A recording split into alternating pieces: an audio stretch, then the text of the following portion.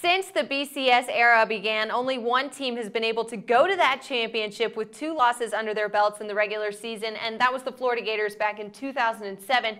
But now that the playoffs have become a factor, making it to the championship game with 2 losses is going to be harder than ever before. Last season, FSU made it into the playoffs without a single scratch on their season, and the rest of the playoffs teams, Alabama, Ohio State, and Oregon, only took 1 loss during the season. So moving into this new year, is it actually going to be possible for a team to be able to make it into the playoffs with 2 losses? Sure, I think so, but it's going to boil down to 3 different factors. So the first 2 factors are strength of schedule and strength of team's conference. Those 2 factors are huge for the playoffs. That's why you may have seen or read some headlines reporting that conferences like the Big Ten are looking to make tougher schedule changes and expand into 9 conference games per year.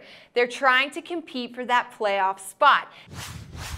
Now, the only 2 conferences this season who qualify with those first 2 categories would be the SEC and the Pac-12.